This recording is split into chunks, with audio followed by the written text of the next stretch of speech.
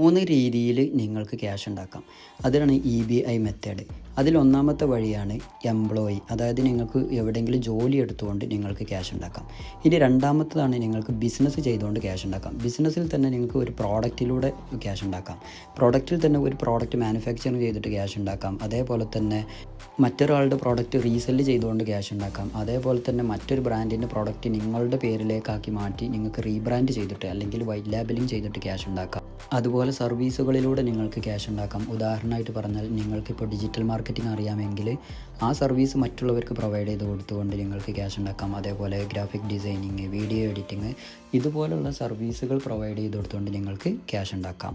അതുപോലെ മറ്റൊരു വഴിയാണ് ഡിജിറ്റൽ പ്രോഡക്റ്റുകൾ സെല്ല് ചെയ്തുകൊണ്ട് നിങ്ങൾക്ക് ക്യാഷ് ഉണ്ടാക്കാം. ഉദാഹരണമായിട്ട് പറഞ്ഞാൽ നിങ്ങൾക്ക് ഏതെങ്കിലും മേഖലയിൽ നല്ല സ്കില്ലുണ്ട്, അല്ലെങ്കിൽ ഡീപ്പായിട്ടുള്ള നോളജ് ഉണ്ട്, അല്ലെങ്കിൽ എക്സ്പെർട്ടൈസ് ഉണ്ടെങ്കിൽ അത് മറ്റുള്ളവരെ പഠിപ്പിച്ച് കൊടുത്തുകൊണ്ട് നിങ്ങൾക്കതൊരു കോഴ്സായിട്ട് സെല്ല് ചെയ്യുകയോ അല്ലെങ്കിൽ കോച്ചിങ് പ്രോഗ്രാം ആക്കുകയോ അല്ലെങ്കിൽ അതിൽ കൺസൾട്ടേഷൻ കൊടുത്തുകൊണ്ടോ നിങ്ങൾക്ക് വരുമാനം ഉണ്ടാക്കാം. അതേപോലെ തന്നെ ബുക്കുകൾ, ടെംപ്ലേറ്റുകളൊക്കെ സെല്ല് ചെയ്തുകൊണ്ട് നിങ്ങൾക്ക് ക്യാഷ് ഉണ്ടാക്കാം. ഇനി മൂന്നാമത്തെ വഴിയാണ് ഇൻവെസ്റ്റ്മെൻറ്റ്. അതായത് നിങ്ങളുടെ കയ്യിലുള്ള ക്യാഷ് നിങ്ങൾക്ക് സ്റ്റോക്കുകളിലോ അല്ലെങ്കിൽ ഫോറക്സുകളിലോ അല്ലെങ്കിൽ മറ്റുള്ള ബിസിനസ്സുകളിലോ ഒക്കെ ഇൻവെസ്റ്റ് ചെയ്തുകൊണ്ട് നിങ്ങൾക്ക് അങ്ങനെയും ക്യാഷ് ഉണ്ടാക്കാം. മൂന്നാമത് പറഞ്ഞ ഇൻവെസ്റ്റ്മെൻറ്റിലേക്ക് എല്ലാവരും എത്താറില്ല.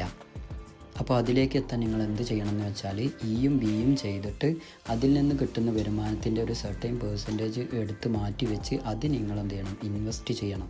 അത് ചെയ്യുമ്പോൾ മാത്രമാണ് നമുക്ക് എന്ത് ചെയ്യുക, റിച്ച് ആവാൻ പറ്റുള്ളൂ. ഇതുപോലുള്ള കൂടുതൽ വീഡിയോകൾക്ക് ഫോളോ ചെയ്യാൻ വേണ്ടി മറക്കണ്ട.